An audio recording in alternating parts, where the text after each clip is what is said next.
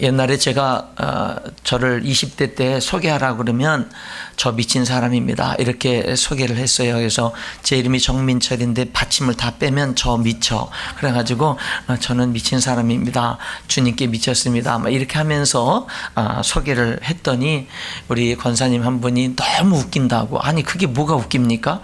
너무 웃긴다고 하도 웃는 모습을 보고 제가 웃겼습니다. 어쨌든 네, 오늘 여기 본문 말씀에 보면 사도 바울이 13절에 이렇게 말하죠. 우리가 미쳤어도.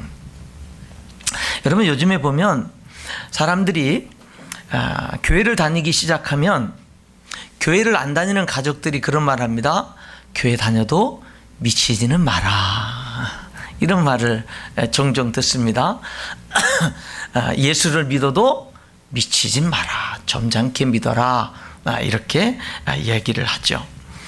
여러분 한번 질문할까요? 하나님을 향해서 미친 것이 잘못된 겁니까? 여러분 저는 하나님을 향해서 미친 삶을 오늘 제목처럼 바르게 미친 삶이라고 부르고 싶습니다. 오늘 여기 본문 말씀을 우리가 좀 이해할 필요가 있는데 13절에 만일 우리가 만일 미쳤어도 하나님을 위한 것이요 정신이 온전하여도 너희를 위한 것이니. 여러분 23절이 무슨 뜻이죠? 이게 한글로 기록이 되어 있는데 읽어보면 선뜻 무슨 뜻인지 잘 몰라요. 그렇죠? 만일 우리가 미쳤어도 하나님을 위한 것이요 정신이 온전하여도 너희를 위한 것이니. 이게 도대체 무슨 뜻이죠? 이게 유진 피터슨이 메시지 성경이라는 것을 썼는데 거기에 이 13절을 이렇게 번역을 했습니다. 내가 미친 사람처럼 행동했다면 하나님을 위해서 그렇게 한 것이고, 내가 지나칠 정도로 신중하게 처신했다면 여러분을 위해서 그렇게 한 것입니다. 그런 뜻이에요. 뜻이. 그러니까 내가 여러분들이 나를 보기에 내가 미친 사람처럼 이렇게 보였다면, 내가 그렇게 행동했다면 그건 나 하나님을 위해서 그런 거다. 그런데 내가 만약에 지나칠 정도로 신중하게 처신을 했다면 그거는 여러분을 위해서 그런 거다. 여러분 오늘 우리가 이 두 가지가 우리에게 있어야 돼요. 하나는 뭐냐면 내가 예수 믿는 사람이고 교회 다니는 사람이기 때문에 불신자들을 대하거나 성도들을 대하거나 새신자들을 대할 때 늘 조심스럽게 대하는 거예요. 왜냐하면 나의 잘못된 행동이 나에게만 욕먹는 게 아니라 나의 하나님께 욕이 되니까. 그러니까 우리 그리스도인들은 다른 사람들을 대할 때 여기 사도 바울이 지나칠 정도로 신중하게 처신한 것처럼 우리들은 사람들을 대할 때 그렇게 대합니다. 언행도 이렇게 말도 좀 삼가하고 행동도 조심하고, 이렇게 우리들은 그리스도인들은 대부분의 사람들은 예수님을 믿고 난 다음에 그렇게 살려고 합니다. 왜? 하나님의 영광을 가리지 않아야 되니까. 바로 그런 뜻이 뭐냐면은 내가 지나칠 정도로 신중하게 처신했다면, 이게 그런 뜻이죠. 근데 여러분 그 앞부분, 내가 미친 사람처럼 행동했다면 하나님을 위해서 그렇게 한 거다. 여러분에게 이게 있습니까? 여러분에게 이게 있습니까? 여러분 하나님을 위해서 미쳐봤나요? 오늘 우리들은 이 질문을 한번 해보고 싶은 거예요. 나는 정말 나를 위해서 십자가에서 생명까지 내어주신 예수님을 위해서 그분을 섬기면서 나는 미쳐봤나? 예, 내가 다른 사람들에게 지나칠 정도로 신중하게 잘 처신을 했어요. 네, 그래요. 그런데 내가 정말 하나님을 위해서 정말 다른 사람들에게 저 사람 미친 것 같아, 내가 그렇게 주님의 사랑에 강권해서 그렇게 주님을 섬겨봤나? 그렇게 여러분 한번 자신에게 질문해 보자, 이 말입니다. 하나님을 향해서 미친 삶은 오늘 성경은 뭐라고 표현하냐면 그리스도의 사랑이 나를 강권한다, 그렇게 표현합니다. 그 예수님의 사랑이 나를 가만두지 않는 거예요. 나를 자꾸 강하게 이끌어가는 거예요. 나로 가만히 있을 수 없게끔 만드는 거예요. 네, 여러분 그것이 바로 뭐냐? 하나님을 향해서 미친 삶이라고 표현할 수 있죠. 그리스도의 사랑이 강권하는 삶은 어떤 삶이냐? 여기 14절 15절에 보니까 그리스도의 사랑이 우리를 강권하시는도다. 우리가 생각하건대 한 사람이 모든 사람을 대신하여 죽었은즉 모든 사람이 죽은 것이라. 그가 모든 사람을 대신하여 죽으심은 살아있는 자들로 하여금 다시는 그들 자신을 위하여 살지 않고 오직 그들을 대신하여 죽었다가 다시 살아나신 이를 위하여 살게 하려 함이라. 그리스도의 사랑이 강권하는 삶이 뭐죠? 예수님이 모든 사람을 위해서 죽은 거예요. 그것은 모든 사람이 죽은 거나 마찬가지예요. 예수님이 나를 위해서 죽었어요. 여러분을 위해서 죽었어요. 그것은 내가 죽은 거나 마찬가지예요. 그것은 여러분이 죽은 거나 마찬가지입니다. 예수님이 나를 위해서 죽으셨다라는 것을 믿는 사람은 이제 어떻게 사느냐? 더 이상 내 자신을 위해서 살지 않고 나를 위해서 죽으시고 부활하신 그 예수님을 위해서 산다, 이렇게 말하고 있는 겁니다. 오늘 말씀에는 이런 내용이 담겨져 있는 거예요. 여러분이 여러분 마음대로 사는 것보다 더 나은 삶이 있어요. 그거 아십니까? 여러분이 원하는 대로, 여러분이 마음에 원하는 대로 여러분 마음대로 사는 것보다 더 고귀하고 더 아름답고 더 멋진, 더 영광스러운 삶이 있어요. 여러분, 그런 삶이 있어요 라고 말씀하고 있는 겁니다. 여러분 가운데는 교회 일을 열심히 하신 분들이 계시죠. 아니면 교회 일을 열심히 했다가 지금은 그렇지 못한 분도 계실 겁니다. 여러분, 교회 일을, 하나님의 일을 하면서 열심히 하는 거를요, 그리스도의 사랑이 강권해서가 아니라 내 열심으로도 할 수 있습니다. 내 열심으로도. 내가 사람들에게 인정받기 위해서 또 할 수도 있습니다. 사회에서 인정받지 못하는 거 교회에서 조금만 열심히 하면 사람들이 알아주고 인정해 주니까 그렇게 할 수도 있습니다. 여러분, 교회에서 내가 하나님 위해서 열심히 했다라고 하는 그것이요, 인간적인 동기에서 열심히 할 수도 있습니다. 그런데 그런 것도 있지만 무엇도 있느냐면 하나님의 사랑이 너무 감사해서, 예수님의 사랑이 나를 사로잡아서, 그래서 교회에 오는 게 좋고 사람들 만나는 게 좋고 헌신하는 게 좋고 드리는 게 좋고 예배 드리는 게 좋고 그냥 좋은 거예요. 그냥 좋은 거예요. 그렇게 주님의 사랑에 사로잡힌 열심도 있는 거예요. 여러분, 그리스도의 사랑이 강권하시는 이 삶은 구체적으로 8절 9절에 이렇게 말하죠. 우리가 담대하여 원하는 바는 차라리 몸을 떠나 주와 함께 있는 그것이라. 그런즉 우리는 몸으로 있든지 떠나든지 주를 기쁘시게 하는 자가 되기를 힘쓰노라. 여기 7절에 보니까 사도 바울은 사느냐 죽느냐, 우리가 담대하여 원하는 바는 차라리 몸을 떠나 주와 함께 있는 그것이라. 그런즉 우리는 몸으로 있든지 떠나든지, 이 말은 몸을 떠나 주와 함께 있다라는 얘기는 영원히 몸을 떠나는 거니까 죽는 거죠.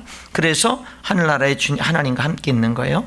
그런즉 우리는 몸으로 있든지 떠나든지라는 말은, 몸으로 있든지는 이 세상에 살아있든지, 떠나든지라는 말은 이제 죽든지, 주를 기쁘시게 하는 자가 되기를 힘쓰노라. 여기 8절 9절을 자세히 이렇게 읽어보면 사도 바울에겐 사느냐 죽느냐보다 더 중요한 게 있었어요. 사람이 사느냐 죽느냐보다 더 중요한 게 어디 있어요? 근데 사도 바울에겐 사느냐 죽느냐보다 더 중요한 게 있었어요. 그게 뭐죠? 하나님을 기쁘시게 하냐 기쁘시게 못하느냐. 그것을 사도 바울이라는 사람은 사느냐 죽느냐보다 더 중요하게 여겼어요. 더 중요하게 여겼어요. 5장 1절에 보면 사도 바울은 죽음을 그렇게 무서워하지 않았습니다. 만일 땅에 있는 우리의 장막집이 무너지면 하나님께서 지으신 집고 손으로 지은 것이 아니요 하늘에 있는 영원한 집이 우리에게 있는 줄 아느니라. 우리의 이 육신이 장막처럼 무너져 내리면 우리들의 영원히 살 수 있는 부활의 몸이 우리를 기다리고 있고 하늘에 우리들이 영원히 살 수 있는 곳이 있다는 것을 사도 바울은 잘 알고 있었습니다. 그렇기 때문에 사도 바울에겐 사느냐 죽느냐가 중요하지 않았고 차라리 뭐냐면 이 세상에 복음 전하고 하나님 사랑을 전하면서 너무 힘들고 너무 어렵고 너무 핍박과 환난을 많이 당하니까 사도 바울이 솔직히 말하는 거예요. 나 차라리 하나님이 나를 데려가서 나는 이제 이 세상에 그만 살고 천국에 하나님과 함께 있고 싶다, 이렇게 말할 정도였어요. 여러분, 사람은 이 세상에 대한 삶에 대한 집착이 강합니다. 아무리 고통스럽고 어렵고 힘들어도 세상 죽고 싶은 사람 없어요. 이 세상에 딱 착같이 살고 싶지 떠나고 싶은 사람 없습니다. 그런 육신적인 애착이 우리들에게 본능적으로 있어요. 그런데 사도 바울은 뭐라고 그러죠? 나는 떠나고 싶다. 난 하나님 나라 가고 싶다. 그렇게 얘기를 하고 있는 겁니다. 그럼에도 불구하고, 그런데 나는 지금 이제 하나님이 나를 그만 천국으로 데려갔으면 좋겠지만, 그러나 내가 이 땅에 더 사느냐 살지 못하느냐, 사느냐 죽느냐보다 나에게 더 중요한 것은 하나님을 기쁘시게 하는 자 되기를 힘쓰는 거다. 그것이 사도 바울의 고백이었습니다. 여러분, 하나님께 미치는 것, 그리스도의 사랑이 나를 사로잡는 것, 이런 것들을 어떤 사람들은 너 미쳤구나 이렇게 말할 수 있겠지만, 하나님께 미치는 것은 바른 삶입니다. 올바른 삶이에요. 그것은 바른 겁니다. 여러분 보세요. 하나님께 미치고 하나님 예수 그리스도의 사랑의 강권에서 사로잡힌 사도 바울이 고린도후서 4장 6절에는 우리의 겉사람은 낡아지나 우리의 속사람은 날로 새롭도다라고 고백을 합니다. 여러분, 하나님의 사랑에 미친 사도 바울이 고백하는 건, 내가 나이가 들어갈수록 육신이 연약하지만 그러나 내 속사람은 날로 새롭도다라고 하나님께 미친 사람이 지금 이런 고백을 하고 있는 겁니다. 얼마나 고귀하고 얼마나 아름답습니까 여러분. 내 속사람은, 내 겉사람은 낡아져도 내 속사람은 날로 새롭도다. 여러분, 이것이 우리 모두에게 이런 일들이 이루어진다면 얼마나 복되겠습니까? 얼마나 영광되겠습니까? 고린도후서 4장 18절에 우리가 주목하는 것은 보이는 것이 아니요 보이지 않는 것이니 보이는 것은 잠깐이요 보이지 않는 것은 영원함이라. 여러분, 이게 미친 삶이에요. 여러분, 우리는 두 눈에 보이는 이 세상, 물질적인 이 세상 것에만 주목하는 게 아니라 우리는 보이지 않는 것을 주목한다. 보이는 것은 잠깐이지만 보이지 않는 것은 영원하다. 이렇게 말하고 있는 이 고백이 얼마나 위대한 고백입니까? 고린도후서 4장 5절에 우리는 우리를 전파하는 것이 아니라 오직 그리스도 예수의 주되신 것과 또 예수를 위하여 우리가 너희의 종된 것을 전파함이라. 여러분, 우리는요, 우리 자신을 나타내고 자신을 자랑하고 자신을 내세우는 게 아니라 예수님이 나의 주인이라는 것을 지금 자랑하고 내세우는 겁니다. 그리고 한 걸음 더 나가서 그 나의 주인 되신 예수님 때문에 우리는 자원해서 여러분들의 종이 됩니다. 여러분들의 자원해서 여러분들을 섬기는 자리에, 자원해서 그 자리에 갑니다라고 예수님께 미친 사도 바울이 이렇게 말하는 거예요. 이게 온전한 거 아닙니까? 이게 온전한 거 아닙니까? 우리가 이렇게 미쳐야 되지 않겠습니까? 고린도서 4장에 우리가 사방으로 우겨쌈을 당하여도 쌓이지 아니하고 답답한 일을 당하여도 낙심하지 아니하며 박해를 받아도 버림받지 아니하고 거꾸로 뛰림을 당하여도 망하지 아니하고. 하나님께 미쳤더니요, 사방으로 우겨쌈을 쌓였는데 뭐예요? 쌓이지 않는 거예요. 난 자유한 거예요. 답답한 일을 만났는데 낙심하지 않는 거예요. 핍박과 환난과 박해를 당했는데 버림받지 않는 거예요. 거꾸로 졌는데 망하지 않는 거예요. 이런 능력이 어디에서 나오는 거예요? 하나님에게서 나오는 거예요. 바울만 그랬습니까? 여러분, 스데반은요, 예수님의 사랑에 강하게 사로잡혀서 복음 전하다가 자기를 돌로 쳐서 죽이는 유대인들을 향해서 마지막 숨을 이제 내쉬면서 그가 이렇게 기도합니다. 그들을 돌로 치니 그들이 돌로 스데반을 치니 스데반이 부르짖어 이르되 주 예수여 내 영혼을 받으시옵소서 하고 무릎을 꿇고 크게 불러 이르되 주여 이 죄를 그들에게 돌리지 마옵소서. 이 말을 하고 자니라. 여러분, 스데반은요, 복음 전하고 하나님의 사랑 전하다가 복음을 안 받아들이는 그런 사람들에 의해서 돌에 맞아 죽으면서 이렇게 기도하는 겁니다. 이 죄를 저들에게 돌리지 마옵소서. 하나님의 사랑에 사로잡혀서, 하나님의 사랑에 사로잡혀서. 여러분, 우리는 하나님께 미치는 삶, 예수 그리스도의 사랑에 미치는 삶을 살아야 됩니다. 예수님의 제자들 마태, 마가, 누가, 요한복음, 사복음서에 나타난 예수님의 제자들은요, 지극히 정상적이었습니다. 예수님께 미치질 못했습니다. 그들은 계산했고, 그들은 생각했고, 그들은 따졌고, 그들은 행동을 했습니다. 그들은 주님을 위해서 뭔가 특별한 게 없었습니다. 예수님이 마지막에 십자가에 죽으실 때는 다 도망가 버렸습니다. 근데 그들이 오순절 성령 충만함을 받고 세술에 취하고 난 다음엔 그들을 감당할 사람들이 없었습니다. 감옥에 가둬도, 매를 맞아도, 죽여도 여러분 이들을 막을 길이 없었습니다. 성령의 세술에 취한 그들을 누구도 감당할 수가 없었고, 그들을 통해서 하나님은 역사하셨고 예수님의 일을 이루셨던 모습을 보게 되는 겁니다. 여러분, 우리는요, 온전한 정신 속에서 살아가는 것도 중요하지만 우리의 삶에 없어서는 안 되는 것은 그리스도의 사랑에 미치는 거예요. 주님의 사랑은 우리를 충분히 미치고도 남게 하는 그 사랑입니다.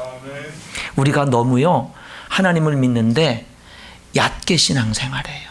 생각도 얕게 하고 고민도 얕게 하고 모든 것이 얕아요.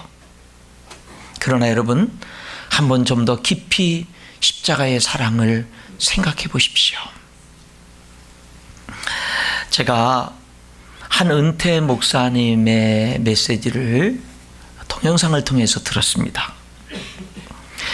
이 목사님의 메시지가 저의 마음을 강하게 파고들었는데, 왜 강하게 파고들었느냐면 이 목사님에게서 저랑 비슷한 모습을 많이 봤기 때문에 그래요. 제가 지금까지 20년이 넘게 우리 인천열린교회를 섬기면서 목회해온 그 방향과 이 은퇴하신 목사님의 그 은퇴할 때까지 그 방향이 비슷하다는 걸 느꼈기 때문에 이 목사님의 메시지가 저희 마음에 많이 와닿았어요. 근데 그 제목이 뭐였느냐면, 교회갱신협의회에서 수많은 목사님들이 모인 자리에서 목사님들을 두고 한 메시지였어요. 은퇴하신 목사님, 성공적으로 은퇴하신 목사님이에요. 근데 그 제목이, 설교 제목이 뭐였느냐면, 한 은퇴 목사의 후회. 한 은퇴 목사의 후회. 성실하게 목회를 수십 년간 하고 명예스럽게 은퇴하신 분이 뭐를 은퇴하고 난 다음에 뭐를 후회했을까? 제가 늦은 밤에 쭉 그 메시지를 들어봤어요. 여러분, 몇 가지가 있는데 저에게 가장 마음에 와닿았던 건 이겁니다. 나는 내가 미치지 못한 것을 후회한다. 나는 내가 미치지 못한 것을 후회한다. 성경에 쓰임받은 사람들의 모습이 한결같이 성령에 사로잡힌 사람들, 그리스도의 사랑에 붙잡힌 사람들, 미쳤던 것 같이 나도 미쳤더라면 어땠을까? 그런데 끝내 미치지 못한 것으로 내 일생을 마치는구나. 이분은 강의 중에 이런 말을 해요. 나는 목회를 내 정신으로 목회했습니다. 내 정신으로 목회했다라는 말은 생각하고 분석하고 종합하고 취사 선택하고 목회 사역에 적용하고 목회를 해왔다는 뜻입니다. 내 정신으로 목회한다는 말에는 5가지 원리가 있는데, 첫째, 원인과 결과를 규명하려고 합니다. 둘째, 합리적입니다. 이치에 맞는 소리냐, 이치에 맞지 않는 소리냐를 중요시 여깁니다. 셋째, 가능하냐, 불가능하냐, 할 수 있느냐, 할 수 없느냐를 따지고 분석하고 정리하는 것입니다.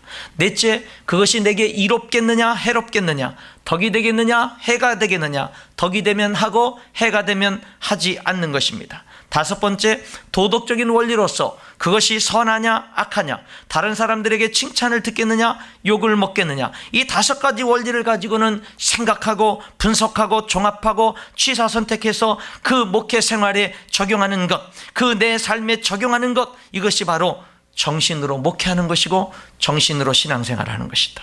나는 이와 같은 정신을 가지고 평생 목회를 했습니다. 아주 냉정하게, 무리하지 않고 논리적인 비약이나 이치에 안 맞는 소리나 그런 것을 못했습니다. 그래서 나의 목회는 조직적이었습니다.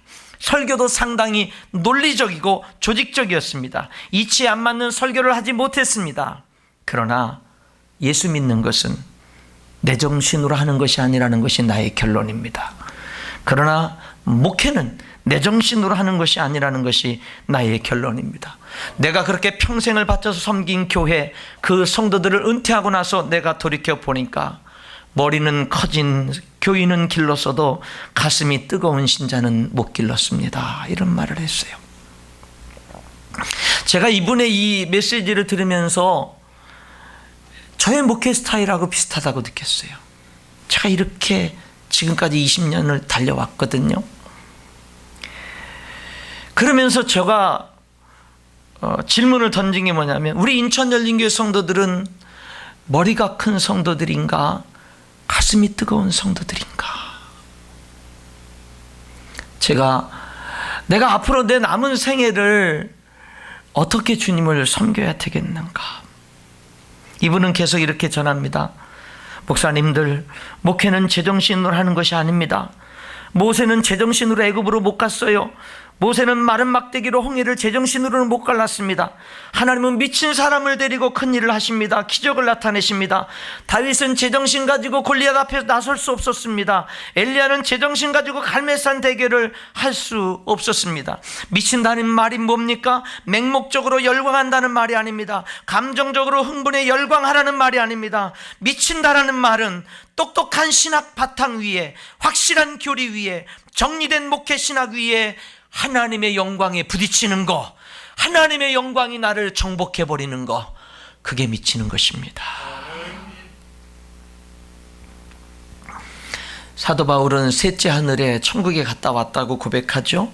그리고는 내가 나의 약한 것들을 자랑한다 이렇게 말했고, 내가 내 재물을 사용하고 내 자신까지 내어준다라고 고백을 했습니다. 다니엘은, 하나님의 사랑에 미친 다니엘은 왕 다음 가는 총리의 가장 막강한 권한을 가지고 있는 그 다니엘이 하나님께 한 달 동안 기도하면 사자굴 속에 던져진다는 음모를 알고도 집에 가서는 창문 열어놓고 하나님께 감사하며 하루 3번씩 전에 하던 그대로 하고는 사자굴 속에 던져지는 거, 미치지 않고는 할 수 없는 거죠. 그 속에서 하나님의 기적이 나타나는 것입니다. 여러분, 저는 오늘 이 메시지를 제 자신에게 먼저 하고 있습니다. 저는 그렇다고 제가 지금까지 목회를 잘못해왔다라는 거 아닙니다. 네. 이렇게 내 정신으로 목회하는 거, 생각하고 분석하고 종합하고 취사 선택하고 적용하면서 이렇게 목회하는 거, 이거 잘못됐다는 말 아닙니다. 이거 잘못된 거 아니에요. 그런데 그게 다가 아니라는 거예요. 거기에 반드시 더 추가될 것이 있는데, 그게 뭐냐? 하나님께 미치는 거, 그리스도의 사랑이 나를 강권하는 거, 그리스도의 사랑이 나를 강권하는 거, 성령 충만해서 내가 하는 그 행동을 가족들도 이해 못하고 다른 사람들도 이해 못하지만 나는 주님의 분명한 음성과 성령의 강한 역사하심 속에서 내가 주님께 순종하는 그런 삶들, 이런 삶이 우리에게 있어야 된다는 것입니다. 여러분, 우리가 알아야 되지만, 더 많이 알아야 되지만, 더 알기를 힘써야 되지만, 더 하나님을 알고, 더 하나님의 말씀을 알고, 더 하나님의 뜻을 알고 알기에 힘쓰고, 더 겸손하고 더 배우기에 힘써야 되지만, 그러나 그에 못지않게 더 중요한 것은 우리의 가슴이 뜨거워져야 된다는 거예요. 하나님의 그 사랑으로, 예수님의 그 십자가의 사랑으로 불붙고 뜨거워야 된다는 겁니다. 이게 우리에게 있어야 된다는 겁니다. 하나님을 향해서 미친 삶은 바른 삶입니다. 그것을 16절, 17절은 새로운 피조물로서의 삶이라고 말합니다. 새로운 피조물이 되면은 어떤 삶입니까? 사람을 더 이상 육체대로 보지 않습니다. 육체대로 알지 않습니다. 여러분, 사람이요, 예수 믿고 거듭나 하나님의 자녀로 새로운 피조물이 되면은요, 겉모양으로 외모로 사람을 대하지 않습니다. 많이 배웠다고 못 배웠다고 돈이 많다고 적다고 사람을 그렇게 외모로 취하지 않습니다. 그리스도 안에서 봅니다. 하나님의 형상대로 창조된 인간으로 보는 겁니다. 예수 믿고 구원받은 하나님의 백성으로 보는 겁니다. 귀한 천하보다 귀한 생명 사랑으로 보는 거예요. 하나님의 눈으로 보고 하나님의 마음으로 사람을 대하고 하나님의 사랑으로 대하는 겁니다.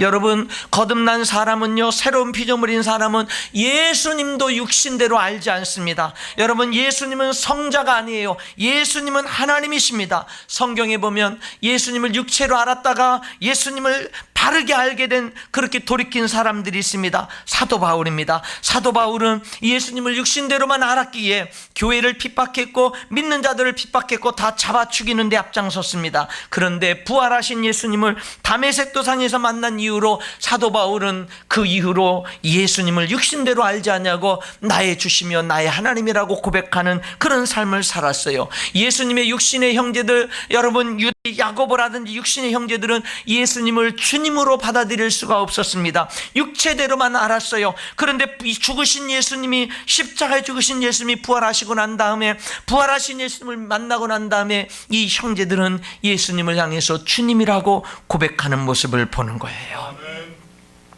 여러분은 예수님을 육체대로 아십니까? 예수님이 하나님이신 것을 아십니까? 여러분, 사람은 육체만 존재하지 않고 영적으로도 존재하는 영적인 존재입니다. 우리는요, 예수님을 육체대로만 알면 안 됩니다. 우리는 사람들을 육체대로만 보면 안 됩니다. 여러분, 예수님을 생각해 보세요. 예수님을 하나님의 눈으로 보면은요, 예수님의 동정녀 탄생이 믿어지고 감사합니다. 예수님의 십자가의 대속의 죽음이 믿어지고 감사합니다. 예수님의 부활이 자연스럽게 믿어지고 감사합니다. 예수님의 재림이 자연스럽게 믿어지고 감사하게 되는 겁니다. 그러나 새로운 피조물이 되지 못하면 이해가 안 되는 거예요. 구원받지 못하면 이해가 안 되는 겁니다. 여러분, 하나님께 미친 삶은 정상적인 삶입니다. 우리는 미치지 못한 것을 창피할 수 있어야 되는 것입니다. 교회 다니되 미치지는 마라. 아닙니다. 우리가 교회 다니고 예수님 믿는데 미쳐야죠. 여러분, 한때 미쳤는데 사람들에게 상처받아서 다 식어졌습니까? 여러분, 주님의 사랑은 그 식어진 가슴을 다시 뜨겁게 하는 사랑입니다. 여기 하나님을 향해 미친 삶은 새로운 피조물로서의 삶일 뿐만 아니라 화목한 삶이라고 20절 18절에 말씀하죠. 너희는 하나님과 화목하라. 너희는 하나님과 화목하라. 간청하노니 너희는 하나님과 화목하라. 그리고 18절에는 이렇게 말하죠. 모든 것이 하나님께로서 났으며 그가 그리스도로 말미암아 우리를 자기와 화목하게 하시고 또 우리에게 화목하게 하는 직분을 주셨으니 하나님과 화목하라. 그리고 화목하게 하는 삶을 살라. 이것이 하나님의 사랑에 사로잡힌 사람들의 삶이다 라고 하는 것입니다. 성도 여러분, 우리 가슴이 뜨거운 하나님의 사람들이 되십시다. 십자가의 사랑으로, 하나님의 사랑으로 뜨거운 그리스도인들, 그렇게 하나님을 섬기는 저 여러분 될 수 있기를 축원합니다. 기도하겠습니다.